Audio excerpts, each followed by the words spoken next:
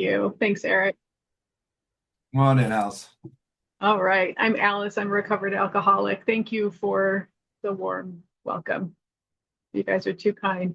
I love Alcoholics Anonymous. Absolutely love it.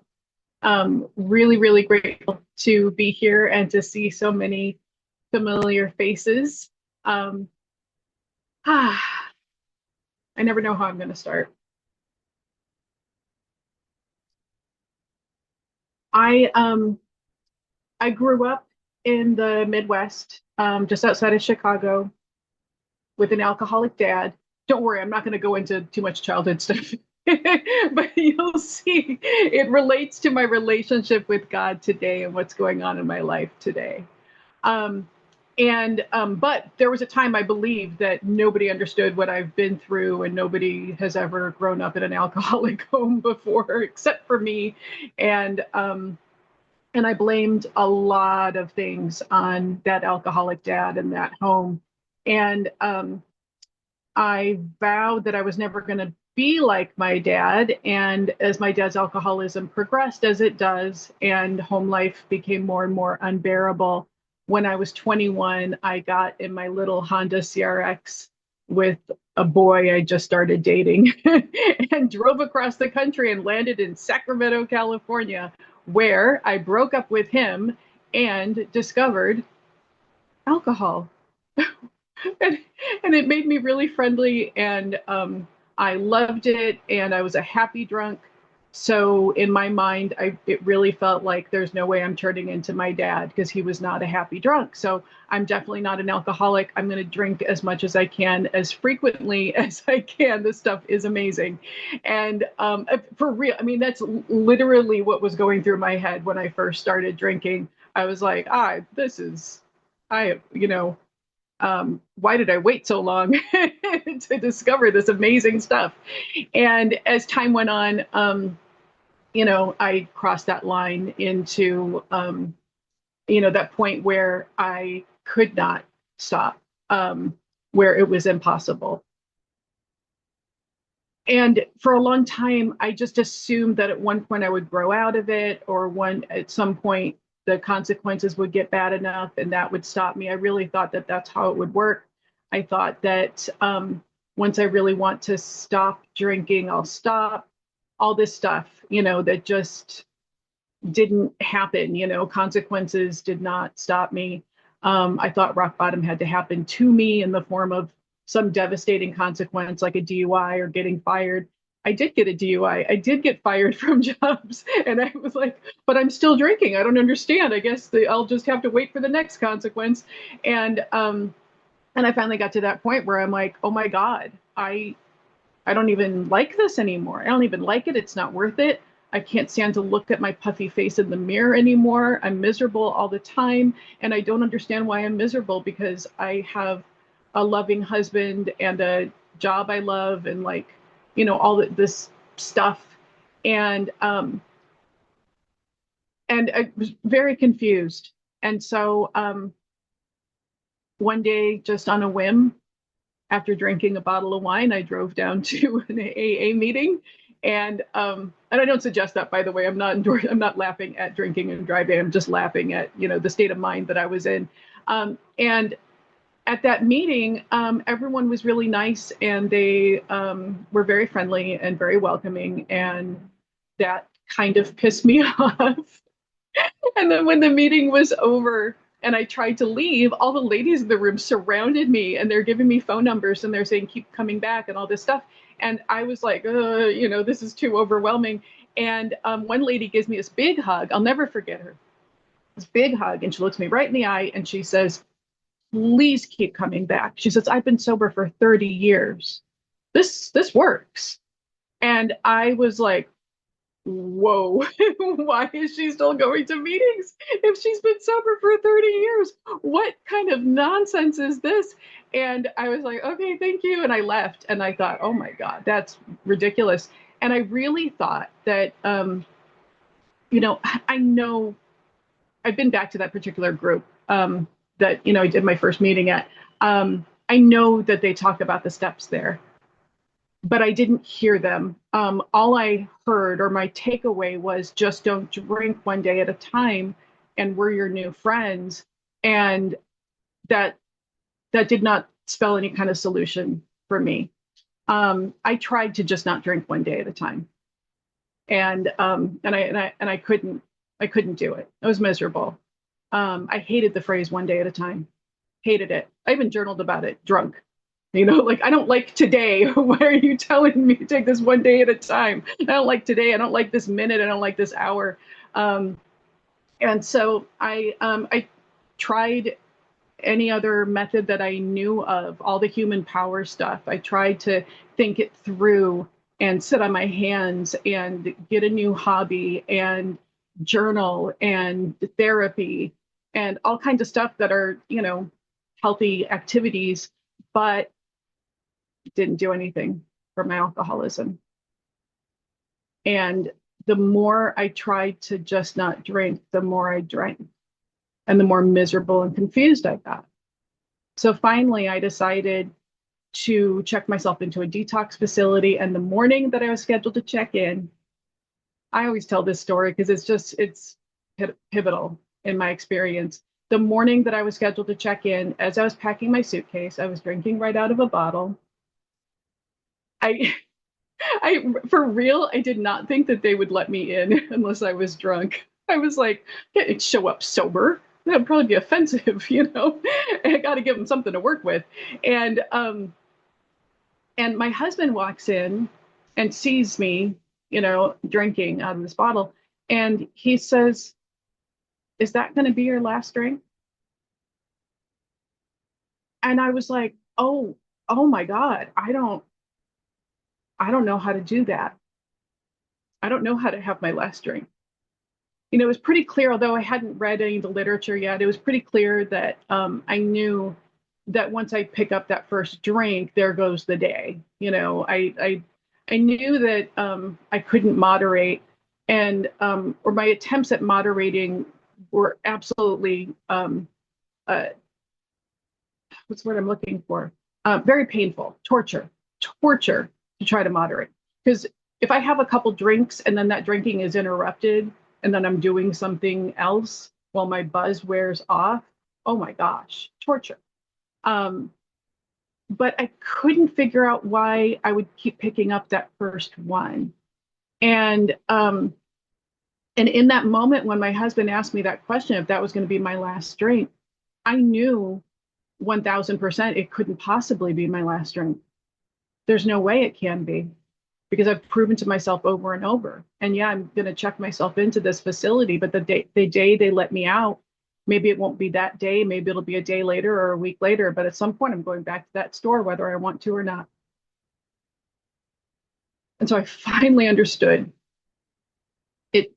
I had I didn't have the wording that the big book uses. I didn't really have a full understanding, but I did fully concede in that moment that I'm screwed and there's nothing I can do to stop myself from drinking. Nothing. And I'm smiling because what a gift that was. Desperation does not feel like a gift when you're in it. But oh my gosh, I needed to be in that state. And and so I was just kind of catatonic. And we get down to the detox facility, and I felt like it was all for nothing. I don't even know why I'm doing this. And they led me back to my room. And many of you people know I'm a crazy cat lady. They led me back to my room, and sitting there on the bed was a cat. And that's a bit of a surprise at a facility like that. It has since shut down. Like you're kind of not supposed to do that. But thank God. Because it felt like that cat was placed there for me by the universe. See, I didn't believe in anything. I didn't, I grew up not believing in God, and I wasn't missing out on anything.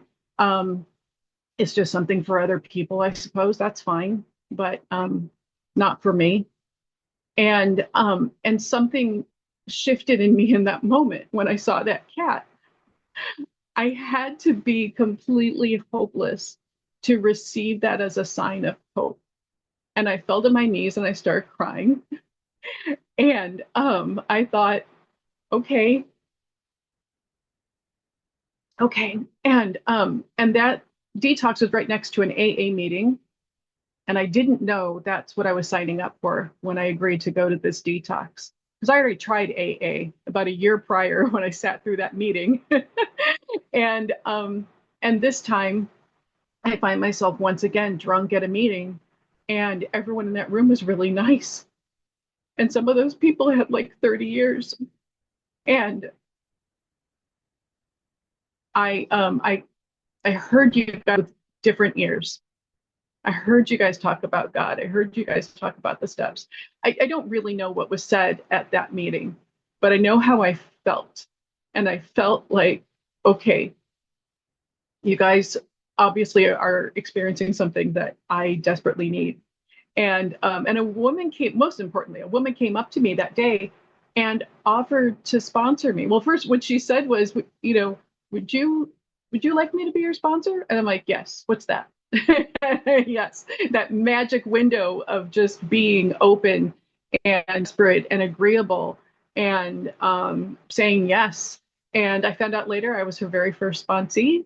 She had to walk through some fear to approach me. I was drunk. I was crying. I was probably babbling about a cat. Who knows? Um, and I'm so glad that she followed the big book's directions on that, that she made that approach.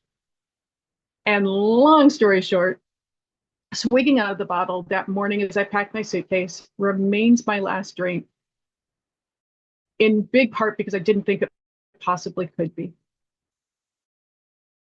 The next day is my sobriety date, October 15th, 2013. And that's not a personal accomplishment. I couldn't do it on my own power. I tried so hard to not need Alcoholics Anonymous. I tried so hard to not need God.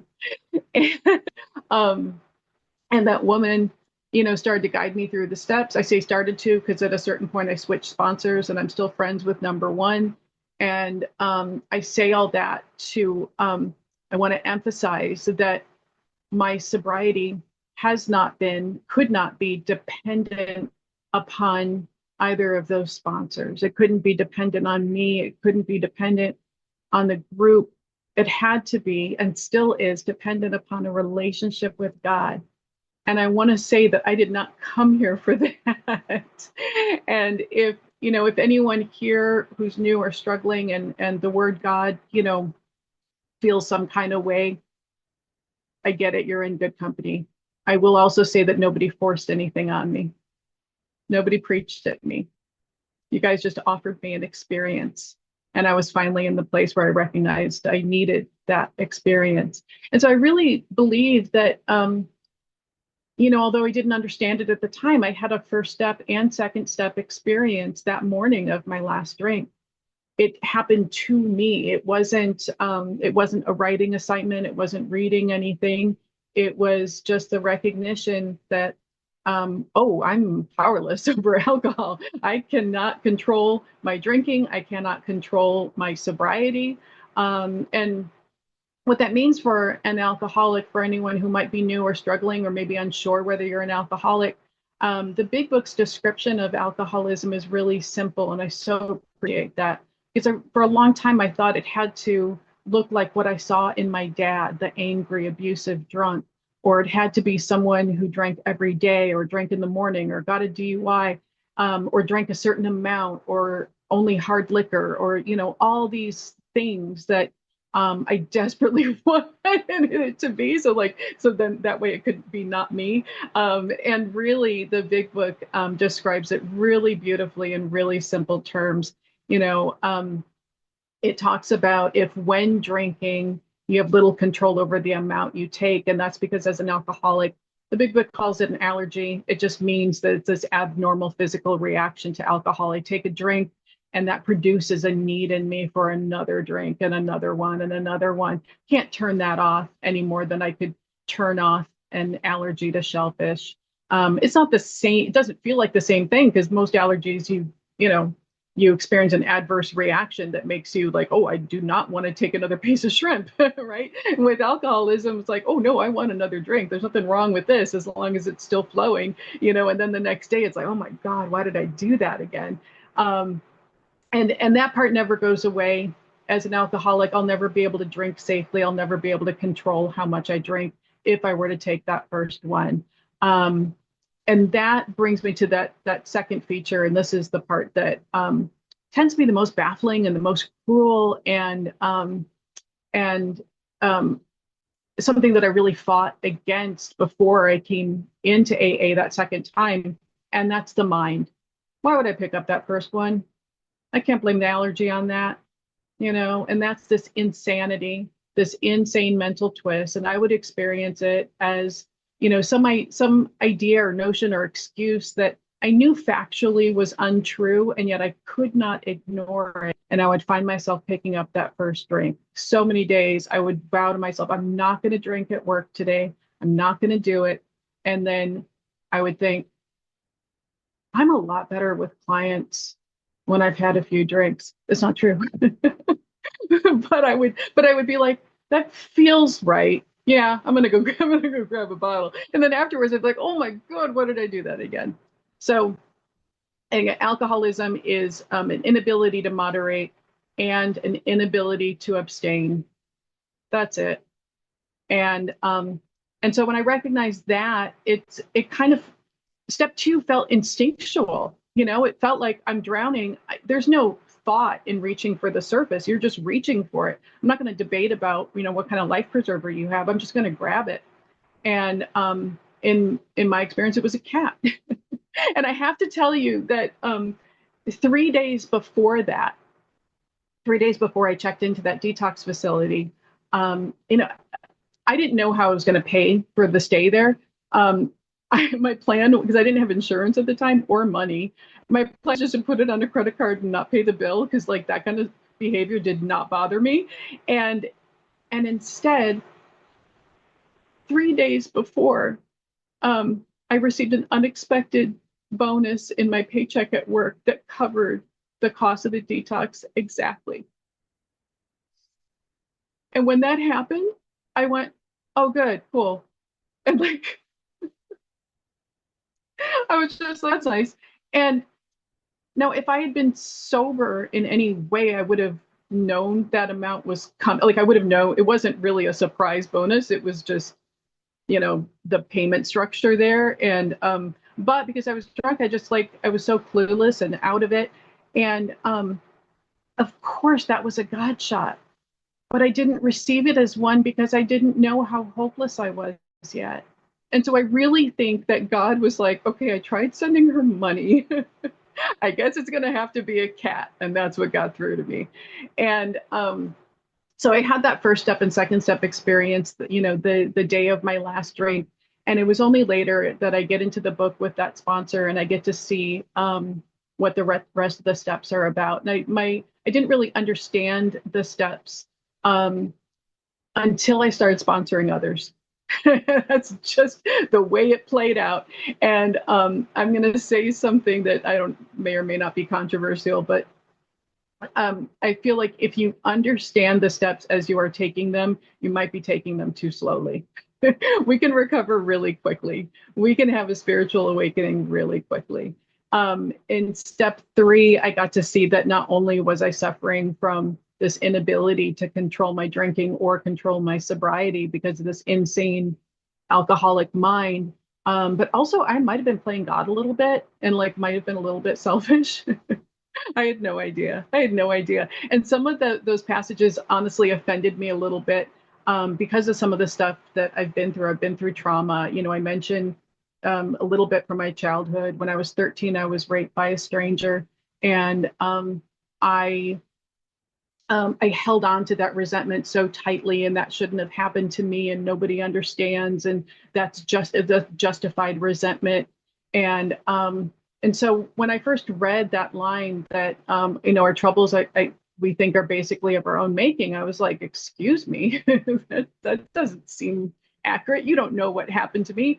And now I've come to see, especially through step 4 and 5, I came to see that my trouble wasn't the things that happened to me.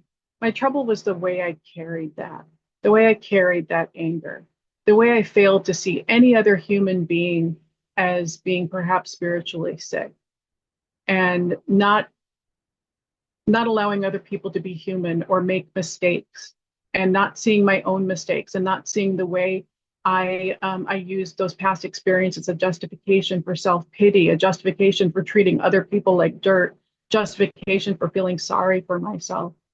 That's my trouble. And it can still be my trouble today if I'm not watching out for it.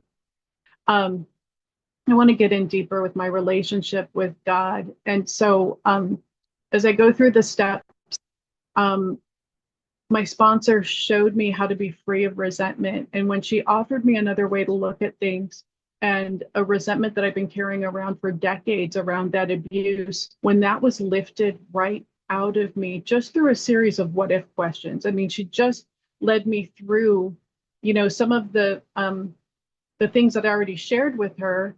And then she was like, okay, and is it possible this person is spiritually sick? And is it possible this? And she just, she just very gently led me through some questions. And it was like, oh my God, these people weren't trying to hurt me. They were just hurt. They were just acting out of their self-centeredness. And haven't I done the same? Haven't I hurt other people? Yeah. So I'm off the way to be free of that anger towards other people, but also look at my own mistakes without me. And that was a totally new experience. Anytime I ever looked at my own mistakes, it was to beat myself up. And so as I'm starting to experience this relationship with God, who just found out was real, the day of my last drink, like, oh my God, maybe there's a power greater than me. I had no idea. I start praying and I start feeling it becomes tangible and it becomes practical in ways I didn't even know could be possible. And when I was 2 weeks sober, I was sitting in my car on my lunch hour, and I always used to park by this brick wall on my lunch because it's little hidden, and I could drink because I drank on my lunch hour. And anyway, on this particular day, I'm 2 weeks sober, and I'm sitting there in my car on my lunch hour, and I kind of want to drink, but I don't want to drink, but I want to drink, but I want to. That nonsense going in my head.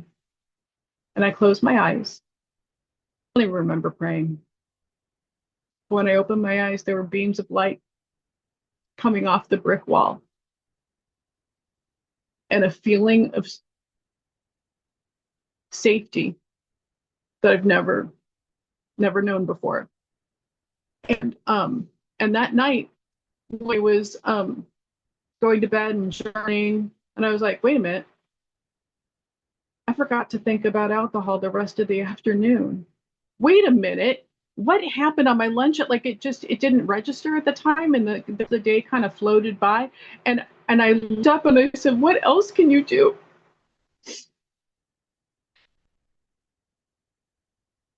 And there were beams of light on my ceiling. What? And and I look over, and it was my bedside lamp. And I didn't know it did that. I've never seen it do that before. But yes, it is, because I received it that way. It was God. And that day to this, I haven't had the thought of drinking, and I have a single doubt that God's real. And I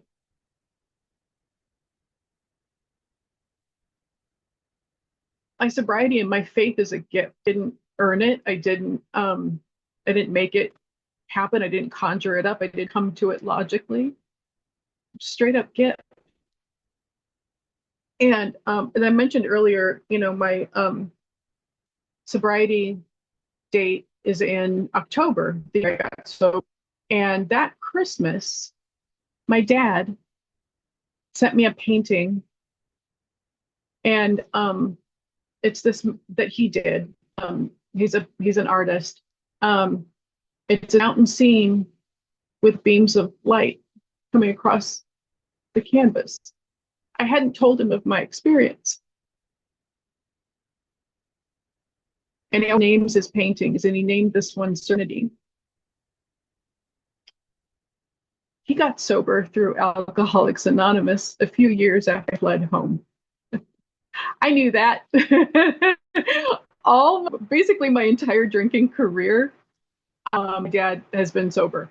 And I knew that, I mean, I would go back and, I say I fled home because of his alcoholism, but I was never estranged from the family. I just decided to move a couple thousand miles away. I'd go back to visit. And my mom would always, your father is sober now. And I'd be like, my eyes. I would drink in front of him. I mean, just treat him terribly and feel entitled because, of whatever he's done when I was a child.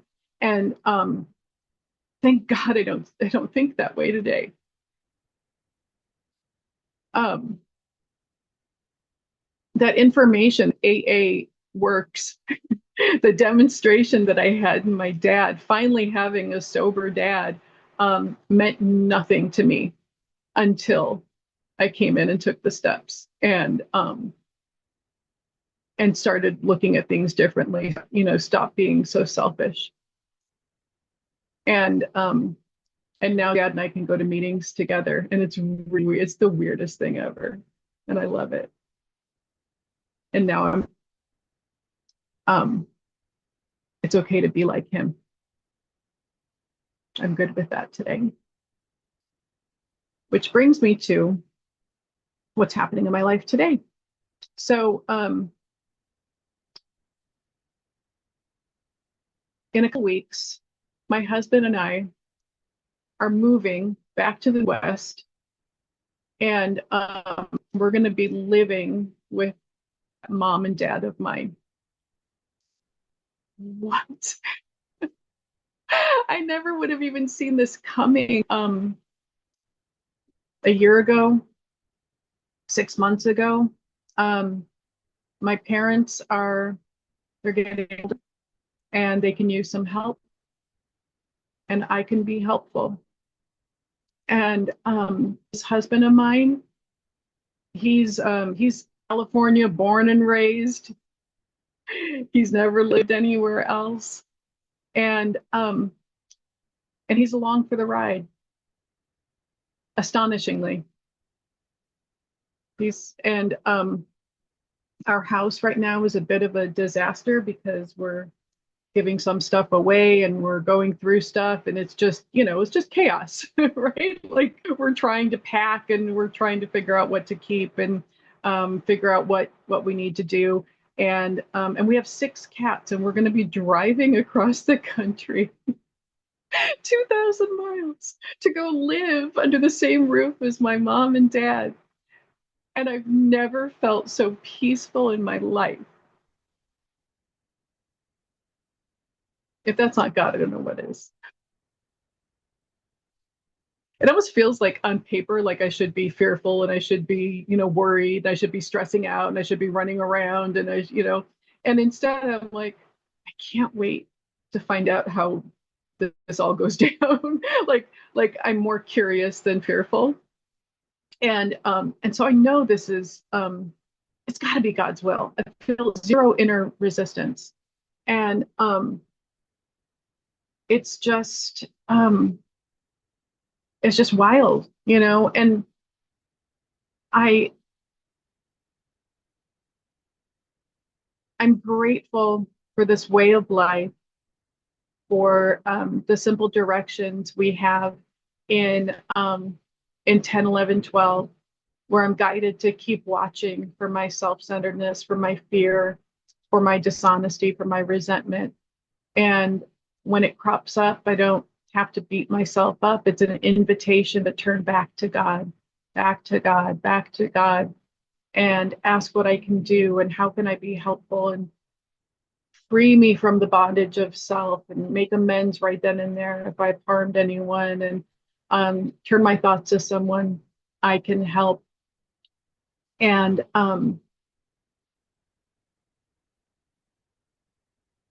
it's I had a thought in my head that went away. Maybe it'll come back.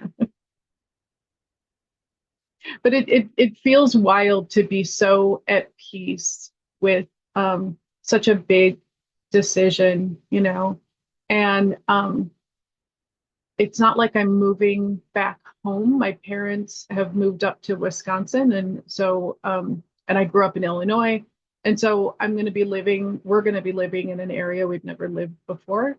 Um, as I mentioned, under the same roof as my parents.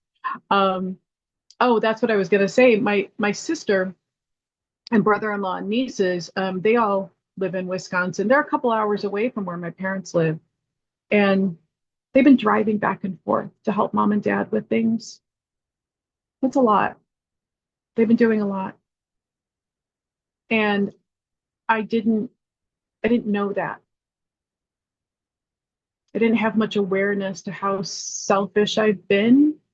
And I went back to visit in January and, start talking more about this plan and are we really going to do it? And my sister was like, it's time. You can live here and help mom and dad out. And I'm like, oh my God, it is time. Like it wasn't even on my radar. But today I can receive that kind of information about my own self-centeredness without being defensive or, retaliating or all the kind of stuff that I used to do. I can just, my arms are open. And I'll share this too. I grew up in a religious household. As I mentioned, I never believed in God. I was just like, no, no thanks. And my parents tried. They really did. They really did.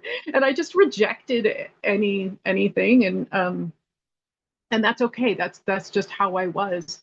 And when I went back to visit the family a couple months ago, we all went to church. And I was one who would deride people who were religious. I had a lot of prejudice, and the Big Book talks about this. That in AA we are non-denominational people. We're not forcing our ideas or our views on anyone. We're not saying what faith anyone should be. But some of us might favor a church membership and be quick to see where religious people are right. I was one who felt like I just lumped God in with the failings of human beings. If people who go to church are hypocritical, then so's God. Like that was my viewpoint. And today I don't have that. I can see the failings of human beings with love. And anyway, I went to church with my family, and that's just not something that I've done much of before. And so as we were waiting for the service to start and people are standing around drinking coffee, I closed my eyes, and you know what it felt like. It felt like a meeting. People were laughing. It's Wisconsin, so like a bunch of people were wearing overalls. It was really super cute, it's a Sunday service, I just thought I found that adorable. Like um the love in the room. Um, how dare I be dismissive of that? And I can sit there in a pew, and it doesn't matter whether I believe in everything that's being shared. I can feel the energy, I can feel the love. And I'm grateful for that. I'm grateful for the reminder to keep my mind open. And then this visit when I was flying back home on a layover and waiting at the gate. It was like 45 minutes before my flight was to take off. And there's empty seats all around me. And this woman comes and sits right next to me when there's plenty of other options, but she sits right next to me, and she has this huge plastic tumbler of red wine. And I was like, oh, hello. And she started talking about her drinking. And I'm like, okay. And it was, we have it really fortunate today that my life, my sobriety, my peace, my serenity depends upon my relationship with God. And a lot of that is dependent upon helping others. Practical experience shows nothing will so much ensure immunity from drinking is intensive work with other alcoholics. And because I had just been visiting family, I spent, a full week without meeting with any sponsees, not going to any meetings. And, I wasn't feeling squirrely, but I missed, talking one-on-one with another alcoholic. So when this woman sat down next to me, I was like, okay, let's go. And she started talking about her drinking. And I started talking about mine. And she told me some humorous stories, and I told her some of my humorous stories. It flowed exactly like chapter 7, you guys. It was wild. I'm used to meeting fellow alcoholics, newcomers, the alcoholic who might be suffering in an AA meeting out in the wild. Man, it was a gift. And we just started talking back and forth, and she was laughing a little bit, but then she was sharing about various people in her life are mad at her for her drinking. The conversation just flowed. And at one point, she looks at me and she suddenly goes, wait a minute. You said used to. You don't drink anymore? And I said, no, I don't. She immediately started crying. And she goes, I want to not drink. Okay. Put my arm around her. And it feels like I planted a seed. I don't know. Exchanged numbers, and I reached out to her the next day, and I haven't heard back from her. Feels like I planted a seed. And one of the things I told her was, I want her to know that it's possible to be comfortable in your own skin, relaxed, happy, without drinking, and not even missing it. See, I thought before coming into AA that like that's how it would be, that AA would be like it's seen on TV in the movies sometimes, where it's like everyone's sad and it's just like everyone's sitting in a circle and we're all just kind of like one day at a time, just everybody almost like we're all mourning the bottle, but at least we have each other. It's very glum, and man, thank God that's not it. See, somewhere along the way, God restored me to sanity.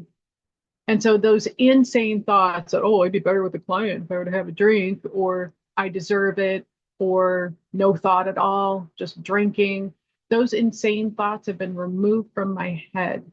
And I put exactly as much effort into not drinking as I put into not running into traffic. It's like, oh yeah, no, of course not. I'm not going to do that. Of course not. Um, Only through God would that be possible. And so I'm grateful that I'm not the kind of drinker who could just choose to stay sober, or choose to not drink, or think it through and then be sober. I'm glad for every drink I didn't want to take, because it brought me to that place of exhausting my human power and reaching out for a power I didn't even know was available until I reached for the surface and it was there. I didn't go searching for God. I was just drowning and I reached for the surface and it was there. It with a capital I.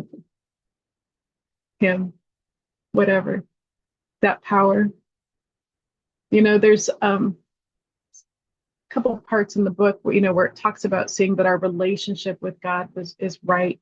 And I used to think that, does that mean like how often I talk to God? And yeah, that's definitely part of it. But I think it's the nature of the relationship.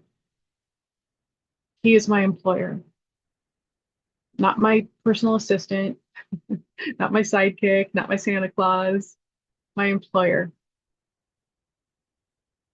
And so it's clear that like I work for God. I don't tell God what to do or be like, here's what I need you to do for me today, God. It's no, like what do you want me to do? Let me help some of your kids. And in return, the peace I described, like, man, it is something else. That is something else.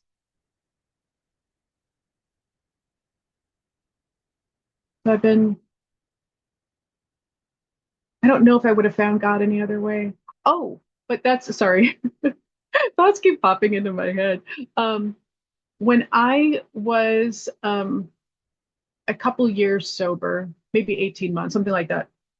As I mentioned, I go back, would go back to the Midwest to visit the family frequently. And um, so I go back to visit, and my mom pulls out these old drawings and poems that I did when I was a child.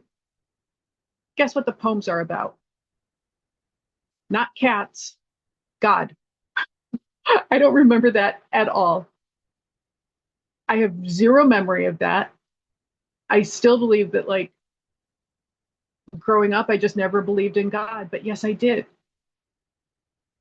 Deep down, every man, woman, and child is a fundamental idea of God. It was there. I didn't know. I didn't know that. It was always there. Took a while for me to get back to that. And man, I would not want to relive those decades of active alcoholism, of trying to live on my own self will, of the selfishness, the fear, the I wouldn't want to relive any of it, but I'm grateful for every minute because it brought me to the place of reaching out for him, and he's there. And I hope um, it's thrilling. Like, I hope I never lose that sense of wonder at the power of God and the love in this fellowship that demonstrated that it's possible. Yesterday, I got to go back to see a lot of folks from that original home group where the woman approached me when I was drunk and crying. I got to see these people that showed me that this is real. And and I'll find a new home group in Wisconsin, and I don't have to be afraid of the darn thing. What a gift, man. I think I will end it there. Thank you so much for letting me share.